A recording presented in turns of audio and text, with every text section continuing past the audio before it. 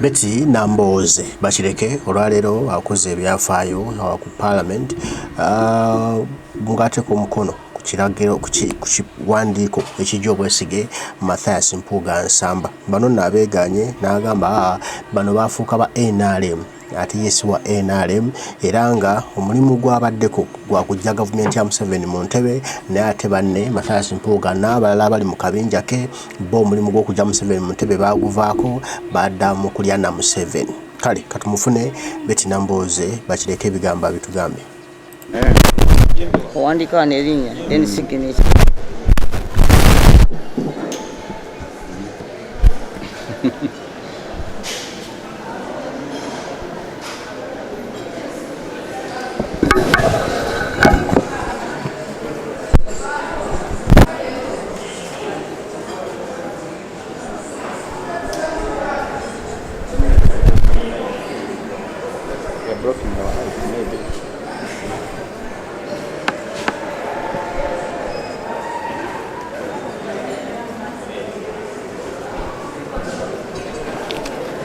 Wala. No wamala. No. Now we got it in the same way. Baba don't dinze. Bakupe nhonari. Yagala peni yange. Katubire wano feni.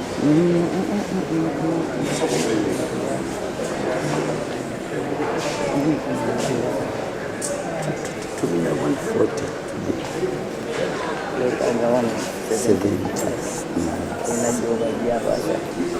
Kubanga bonna kyebadde balize kya Museveni yesterday eggwanga bwe yali abaganye.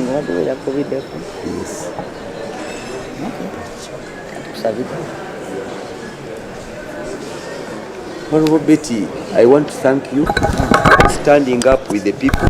This matter that requires debate. There is no way as members of parliament we could run up. When I'm acting as a member of parliament, my signature ceases to be my personal belonging, and it's a signature that belongs to the people of Omukono municipality. It is not by accident that I am among the last people to sign. It is because I've been doing consultations among my constituents, and I've talked to legal brains and the legislative consultants. It shall be recalled that I have not been around much of the time because of sickness. So even the days that are being quoted when Parliament is said to have debated or not debated this matter, I was not around. I've read deeply and understood the provisions of our Rule 110, and to me, it's a rule that gives us an opportunity to hear this matter as Parliament. By appending my signature here, I'm not censoring anyone, but I'm giving myself an opportunity, and the country and the Parliament and the colleagues who are being accused an opportunity to be heard. Yes. Then after they are heard, then Parliament together will take a decision as we go to vote about this matter individually. But the problem is that we have been denying ourselves the opportunity to hear this matter. Yes. Members have been trying to bring this matter up as a matter of national importance, and others to fluke it in as a matter of an issue of procedure, because it came up in the public domain through a public crusade by activists. So it is only fair that Parliament sits to debate this matter and resolves it. It's just moving a vote of no confidence in ourselves if we run to court. The fair thing to do is, if you have a controversy, you sit as a house, you listen to all sides. There are those people who are saying, this matter came up in the budget and it was properly passed. Let them come in the Parliament and give us that evidence. And those who are opposed to that, let them also come and also give their side of the story. And then we take a decision. It's not proper for us to continue sweeping this matter under the carpet. Yes. Because if we continue sweeping it under the carpet, it will always come back to haunt us. So for me, my signature here, and I want to emphasize that, is for the purpose of giving the Parliament an opportunity to discuss this matter and to hear from both sides, to show the public that when something is said, an allegation is raised against us, we do the democratic thing, we do the fair thing, we do the sane thing, we do the prudent thing by coming up to discuss it honorably with decorum in the House. So for me, I think even the colleagues who are being accused should take this, embrace this as an opportunity, because it is in their interest that they get to be heard. So to me, after all the consultations and the soul searching, I decided that my signature was important, and I have no doubt whatsoever that I've done the right thing. Okujja n'embeera omu ku basembyeyo okusaako omukono tekize lwa kabenje, kintwalidde obudde nga neebuuza ku bantu. Mateno nagiwulirako katono nga tuli ewaffe mu NUP mu meeting ey'omunda, naye kinajjukirwa nti sibaddeewo nze ebiseera ebiyogerwa kino we kyakolera, nali siriiwo, nali mulwadde. For sure, simanyi oba Parliament yatuula n'ekiteesa oba teyatuula. Ngezezaako okunoonya ku Hansard sikirabako, nsomye ku report sikirabamu, naye ng'ate waliwo abagamba nti Parliament yakiisa. Nina ne bye nawulira bwe twali ewaffe mu meeting eya NUP ey'omunda. Kakati bw'otunuulira etteeka lyaffe luulu 1010 egamba nti ensonga eno bw'ejja wabeerawo n'akakiiko, omuntu n'agenda neyeewozaako n'aleeta ne looya, ne Parliament n'etuula n'ekiteesaako n'ekubaganya ebirowoozo, n'oluvannyuma abaka ba Parliament ne bakikubako akalulu. N'olwekyo okussa signature kuno tekitegeeza nti tulina gwe tugoba, naye tugamba twewa omukisa nga Parliament ensonga eno eyogerweko. Abooluganda abagezaako okugireeta mu ddiiro tebaweebwa mukisa, abalala ne bayagala n'okugiyisa ebbalibbali nga bagiyita point of procedure. So kiba kibi abantu nga bakwogeddeko ebigambo ne mutatuula kubyogerako. So nze ndowooza kino kigenda tuyamba nti bwe tunaamala okikubaganyako ebirowoozo, era kyensaba banange basayininge, twewa omukisa nga Parliament, tukikubeko ebirowoozo, tukikubeko akalulu, tukimale.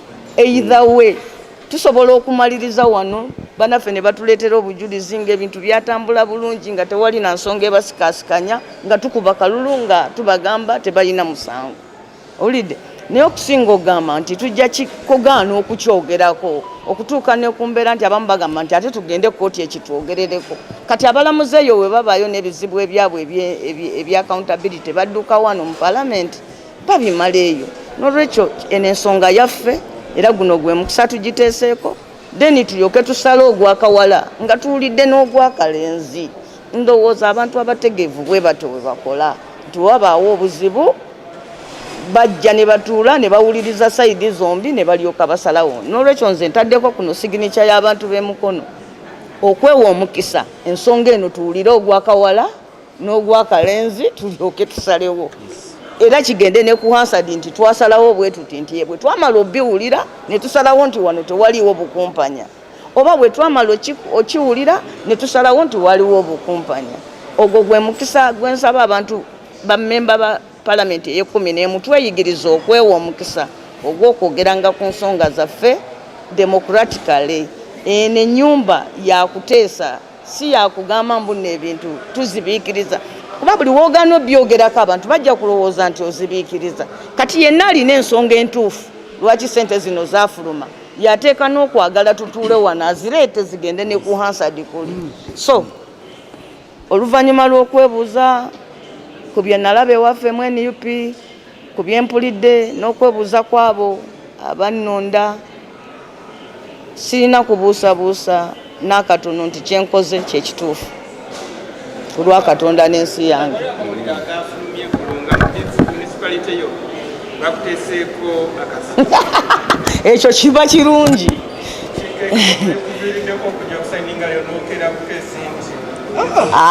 nedda mwami Ssekikubo amanyi nti natandika omunoonya ku Lwakusatu nejjo ne tutalabagana natuuse wano nga agenze eri naye ate ne bwekiba nga abantu bantaddeko akazito then ate kiba kirungi nnyo kyegambye nti nno nebuuziza ku bantu ne bwekiba kati ne bwetuga nti abantu bantaddeko akazito then kiba kirungi nnyo naye nga tewali kazito kanteereddwako mbadde very clear ekintu kino bukya kibaawo newuunya n'okuba gwe NBS nti gwokibuuza kubanga bukyanga bino bibaawo. I've been very clear seebuzaabuza nko naye nayagadde neewe obudde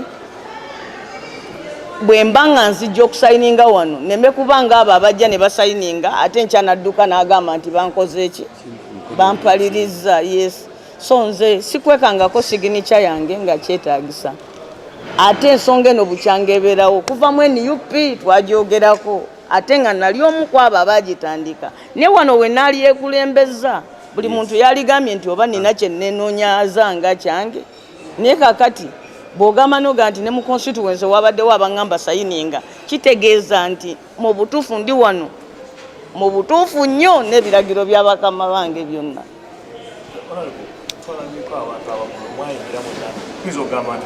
Nekinsayiningisiza mpulire bali kye bawoza n'ababavunaana kye babavunaana ndyoke ensalewo.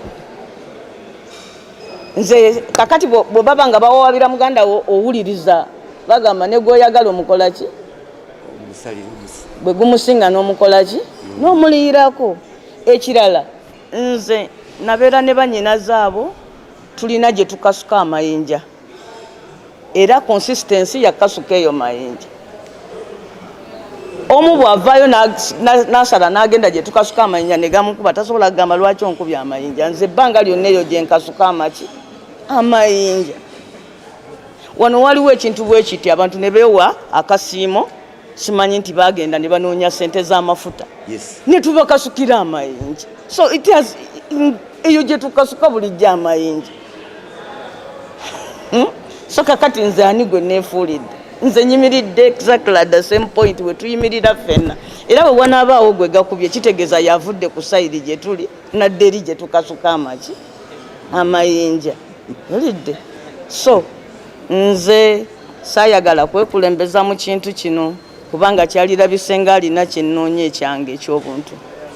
Maze bulungi nnyo okwebuuza ku bannakama bange so si waliwo na kyenja kubuusabuusa nti ate nja mmala oteekako siginicha ate mpulireyo omuntu omulanga gamba ate lwaki wakoze bwotyo kubanga buli gwe nteeka okwebuuzaako nakoze eki namwebuulizaako.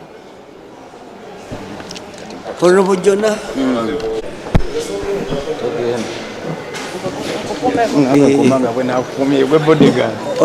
Honorable Jonah, I want to of the nation kitegeeza teekawo endabirwamu abantu balabe eggwanga bwe lifaanana nti ogenda n'oyogera ebiri mu ggwanga kakati gwe ovuna okuteekako ku bibi amakubo g'otemye okubivoonuka, ku birungi amakubo g'otemye okubinyweza, ku biremye baani b'osaba okukuyamba. Kakati mwami Museveni ye buli watuuka okwogera eri eggwanga era ffe ekyamututuusizza okumuzira yeefuula wano omusomesa, ekyokubiri yeefuula malayika azze okunenya abalala bonna. Ebizibu byonna byonna ebiri mu ggwanga abinenyeza balala so nga ate ye chief executive alina n'obuyinza obugamba nti gundi oyo waali awo takola bulungi kamugjewo nteekewo ono. Ekifo ky'okuwa accountability atandika kwefuula philosopher, atandika kwefuula nga mutunulizi oluusi n'agamba n'ogamba nti bannayuganda mbasaasira kamba n'obuuza nti omukulembeze agamba ki era ffe abamu kyova olaba twamulabuukirira ne tugamba nti tewakyali kitutwala ku mukolo ogwo kubanga mu butuufu naye tagukola mu butuufu bwagwo.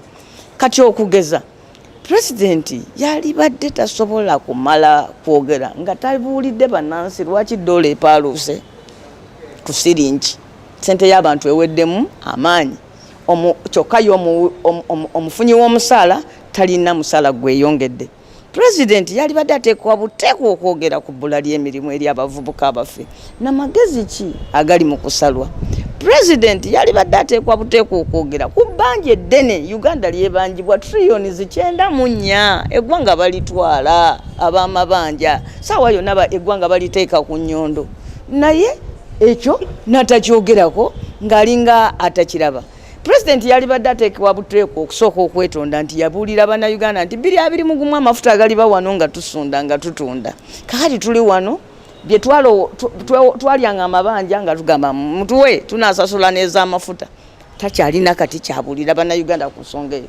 President yali badde ayogera bitongole bya gavumenti bigenda kuyimirirawo bitya nga we byaleeta wano ssente twabiwa ntono mu budget okusinga ze byasaba kati nga police nti nolaba nti ne ssente ozigula obuguzi uniform z'abasirikale tetwazifuna nolaba nga prison nti tulina budget ng'egamba nti omulundi guno omwaka guno tetugenda kusobola wadde ogula bulangiti egi okwebakako omusibe kati ng'obuuza nti abasibe tugenda basuzaawa nga bagamba nti buli we twalisibidde omusibe omu ffe tulinawo bana kwegamba abantu basuula bayimiridde mu makomera ebyo byonna tabyogerako. Embeera y'abakozi ba gavumenti tajyogerako, embeera y'abanansi tajyogerako, wabula yeteeka bwetesi mbutala natandika okunyumya emboozi etaliyo. Bannange mmwe mutuleke tuleete omucere gwe Tanzania. Kyatamanyi nti abatanzania omucere tebagulima bo bagujja mu nsi ziri ezigukola layisi ne baguteeka mu bukuti obuliko made in Tanzania ne bajja wano ne bafradinga akatale. Ate ffe wano ayagala asolooza omusolo ku muceere oguva eri Pakistan ekifo kyo tuleka naffe tuguleete butereevu wano nga tugujja eri guli ogweri bagusaako omusolo nagamba mbu ogwe Tanzania gujje so nga n'abe Tanzania tebatuwa gwabwe. Ebintu byonna ebyo ebigenda mu maaso President yabyebalamye.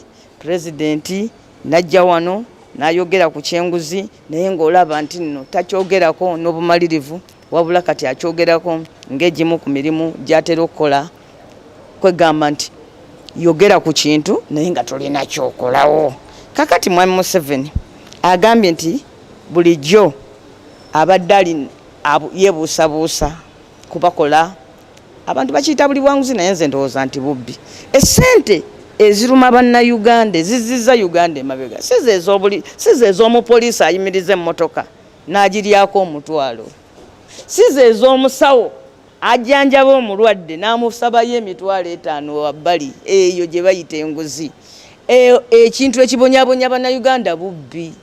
Ze ssente z'okwata mu budget n'owa peneti n'owa omwami ono simanyi nti atukolera eddagala lya COVID n'okwata ssente n'oteeka mu State House nti zino za kutona nti zino za nga alternative budget yaffe eyakolebwa Minisita waffe Mwami Ssemujju Bweraga. Ezo ze ssente ezibonyaabonye eggwanga nti essente z'okukola enguudo naye ne baleeta essente mu Uganda kilomita y'oluguudo n'ogikolera biliyooni 10 ng'ate mu mawanga gatulinaanye omulimu gwe gumu gumalawo biliyooni 1 mu obukadde 7 eza kuno.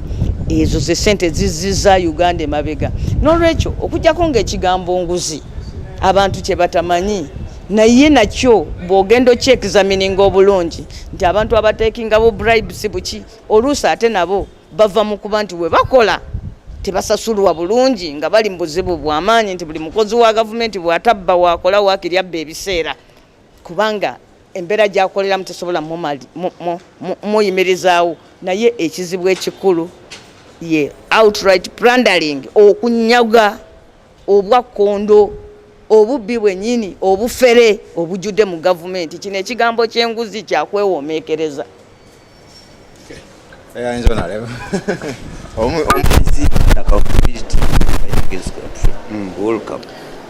Thank you, my brother, Honorable. Sorry about the sickness you have been telling us. Today, the attack now and the eyes now are before Parliament. All along, we have been pinpointing the minister, pinpointing who. Now the issue is before us. And when I was Sech and the team, I want to thank you. For us, we have been whistleblowers and on ministers, on people who have taken billions of money. But we want to thank you for checking Parliament. They say charity begins at home. How me, as Yona, will I go to Ntungamo to tell the engineer that the money for the road, you have diverted it, that you have built this school and it is cracking, that you were meant to distribute these wheelbarrow, these bicycles, and you have not distributed them, when I have left the road at home in our Parliament? How will I do my oversight job as a member of Parliament when I've failed to clean my own home? Charity begins at home. So that's why I want to thank the movers of this petition, and I have to append my signature, and I have no regret. And like my senior has said, me, I've been in Ntungamo in functions, in parties, and other agendas.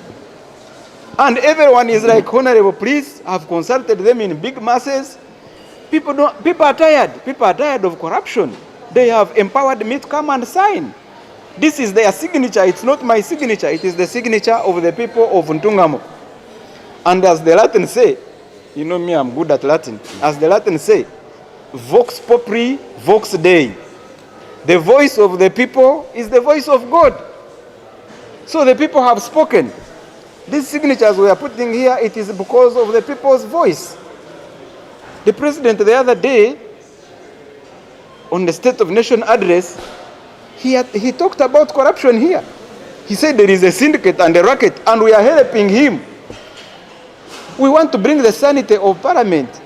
Parliament cannot remain tinted, and for us who were voted to come here, we sit down and dine with the people. On the two people make a mistake, and the whole Parliament is taken as an omnibus. We have to help Parliament, we have to help the President, and we have to help the nation. And people should stop intimidating us. Honorable, you have said for you were not here when they were passing that budget because we know you were sick. Me, I was here. We have read the Hansard. We have checked everywhere. I'm even on the Committee of Legal and Parliamentary Affairs Committee. I have not seen anywhere where we passed that money. In case it is there, then they passed it under the carpet. But if it was in the broad day Parliament, we were all here, no one debated that Mpuuga should take this, over which commissioner should take this. That was their bonanza, and in Banyankwere we say, akabwa kiba, kibiro mugongo gwako, that when a dog steals, it has stolen for its back. Because it is that same back that they are going to beat with the cane. So let them allow the canes to whip them, and we are not saying even they are going, we are only debating. If they know they are not hiding anything, why are they using different media, different offices to intimidate people if they know there is no problem? Why is Honorable, some Honorable has run to court? Why is my brother, the one I trusted so much, this man from Chira? I thought he's speaking for the people, but he's intimidating other people, lying us that we passed that MPs are sleeping. No, you are the one sleeping, my brother. Because I was in that Parliament, I didn't say anything like that. In case it comes, that means they have just done whatever they always do. Because if someone can steal 2 billion, why not bring a paper and put it under there and they say this is a Hansard? But we shall stand for the truth, and the truth will save us. This is the time we should clear this Parliament, and more is coming. They have been seated on a time bomb.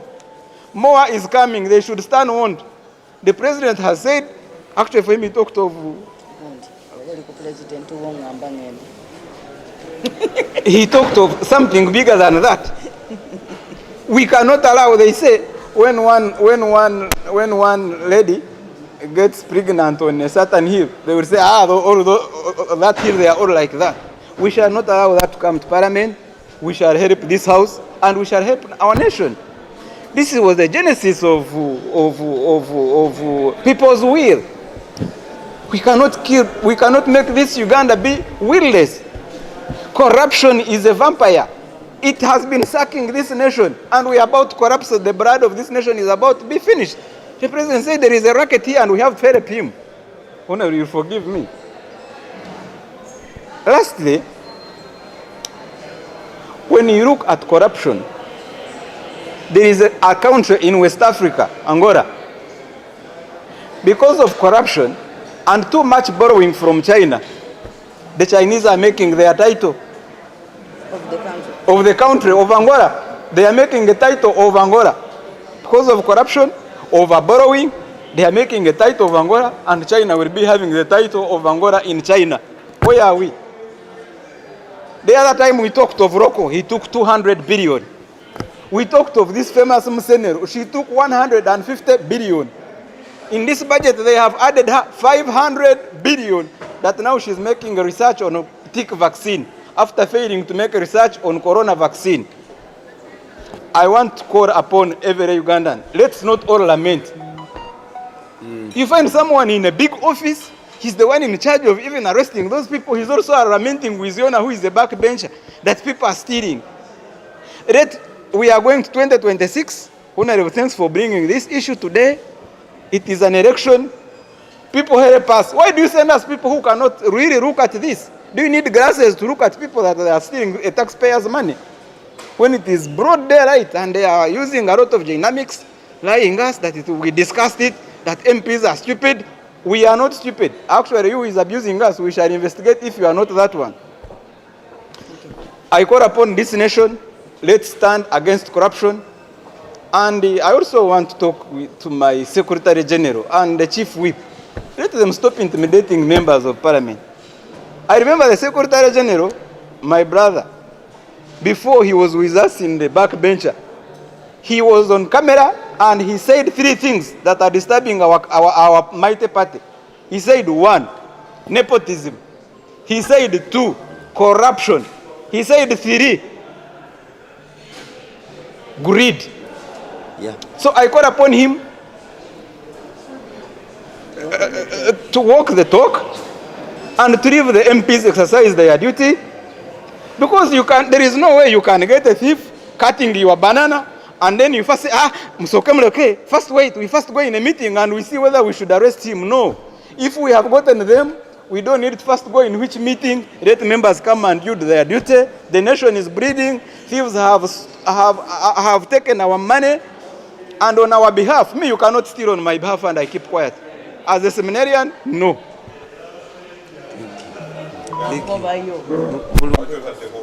Abalati ni bagamba nti vox populi vox dei, eddoboozi ly'abantu ly'eddoboozi lya Katonda. Honero yakibagambye dda, honero Nambooze mukwano gwange nnyo kuba twazulundangako nga tonnasala ddiiru. Ate singana tujja kubyogerako. Abagambye nti signature gy'atadde wano si ye ng'omuntu, y'abantu. Abantu bebeogedde, abantu bakooye obubbi mu ggwanga buyitiridde, ne president yabwogeddeko State of Nation address, ate yatwogeddeko naffe. Ffe abantu ababiri kubba mu parliament, nze banjogereko nti parliament mulu babbi, nga babbi tubamanyi, tulina okubaanika. Azibbi azireete bagende bazije ku banka zabo, bazitwale ku account ya parliament bazize. Bajja kuwoza naye bw'aba bakimanyi nti bazitwala tebalinda kuwoza. Okuba bye bagamba nti parliament ye yazibawa, nze naali mu parliament eyo sijjukira nga tuzibawa, ate ndina akakiiko akalina okuzibawa akubayita Legal and Parliamentary Affairs Committee. Nze ndi memba. Ebyo bye bagamba baagala kubuzaabuza eggwanga. Abanyankole bo bakyogera dda nti akabwa kiiba kiibera omugongo gwako. Abaganda nabo ne bakikopa mu Banyankole eb'entungamo ne bagamba nti akabwa bakayita kiwona leo, akabwa akabbye kabbira mugongo gwako. Ndowooza ekyo bakitegedde. Ate n'ekirala, the country, eggwanga liri mu kuvaamu omusaayi ku lw'ababbi. Neno budget gye tugamba nti tugenda kuyisa 70 trillion. Actually twali muna Uganda ino n'okukuba mu ngalo. Okubezo 70 trillion ba mafia ba vampire emiswaswangule bonna bazirinze ezigenda kutuwa service delivery ziringa trillion ezo ebbiri. Abazirinze be bano batandikira wano president nga bwe yakyogedde, batandikira wano waffe nizigenda eno nizigenda eri, naye waffe twabazudde. Buli omu alina okuyimirira ku lwe. Nze tosobola kubba n'ogamba nti ffena tubbye, tulina okubaanika. N'olwekyo nkubira omulanga abo ababaka abatanajja wano okuwagira kino ekintu, tuludde nga tulwana ffekka mu bintu bino Honorable Seeki ono Nambooze mukimanyi okulwanisa omubbi si kyangu nno tuludde nga tulwana n'ebino ebintu ffekka naye nammwe abalonzi mutumenya kulwaki musindika omuntu ng'oyo ajja kulwanisa amazima nga gano banange 2026 eri mu kujja mutuyambe mutusindikira abantu abanaalaba amazima eggwanga lyaffe tulizimbe mwebale nnyo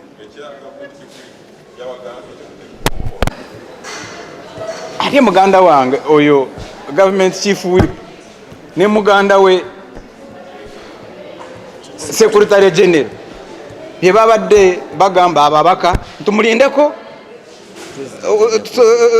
president ajja kubyogera ne president yabaswaziza yabalese president yagambye omubbi bajja kumujjamu omusaayi bwatyo bwe yakyogedde n'abadde nkiwulira so baganda bange abo bye babadde batandise nti baagala kusevinga bano abantu banange babatulekere tubakwate okuba ye kennyini secretary general yagamba nga tukyali naye wano mu palamenti emabega nga tanatuuka eyo gyali kati tekigenda kwonoona ekibiina kyaffe ebintu bisatu yagamba ekisooka grid onaye boyinza okutranslatinga grid bakiyita ki omululu n'ayogera nepotism bakiyita batya obusosoze n'agamba ne corruption obubbi corruption muleke kugiyita ekintu kirala kibeera bubbi n'agamba ebyo bisatu bye bigenda kwonoona ekibiina kyaffe ate kati ye kennyini ali mu kugamba nti musooke muleke kusayininga tulyoke tweteesateeseko olaba oti omubbi n'olyoka noweteesateesako omubbi ali mu kukuba akuta essimu yo ali mu kudduka nayo nongamba tusooke tulindemu tusooke tutuule ng'olukiiko lwa NRM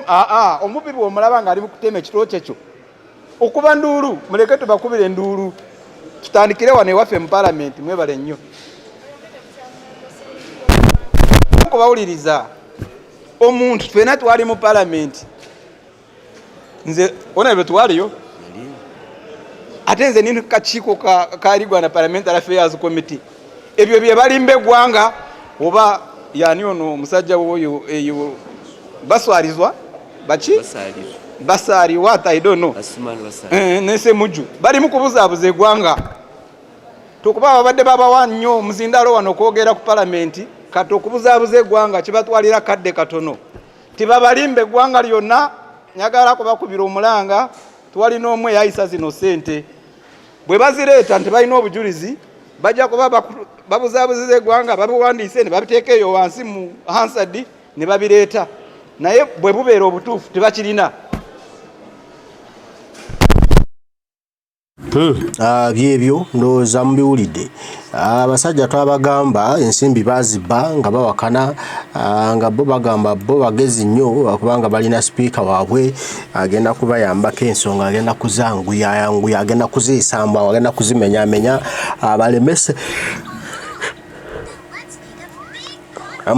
abaagala okubajjamu obwesige kati nno ebigambo bigenda byongera okubakyukira nga byongera okulaga mazima amatuufu agali mu nsonga zino nti abasajja ensimbi bazibba bamekete bakola bingi okubuzaabuza n'okukyusa obwongo bwa bannayuganda ne bannayuganda bategeera bannayuganda bamanya ekyokukola bannayuganda bamanya amazima bannayuganda bamanya ekituufu mwene bamunaakola emizannyo gyammwe ne mugizannya mu ngeri kyobaki ne mukola kino obo ne mukola kiba ne mukola kitya temugenda kuwangula maanyi g'abantu n'amazima temuyinza kugalwanyisa kuba olwedde mwabba kati byonna bagaana abantu babateesatiisa baleme kulaga bubbi bwabwe nti babbi naate bugenda kuvaayo nze neebaza maama Nambooze okuba nti ovudde mu balala nawe n'oteekako omukono n'olaga ensi nti nno mazima ddala ensi bano abasajja babbi bafere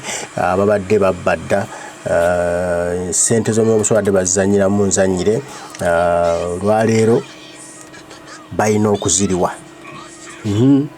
ensimbi y'omusolo ekomewo gye mwabba nebyo mbadde mutiisatiisa abantu mubikomye mukimanye nti bannayuganda bamanya amazima era balina kutambulira ku mazima kale mbaagala nnyo mwenna abali eyo omukama katonda bunda lwana mugamba nsaba bankuumire tujja kuba tuddamu bataayi mweraba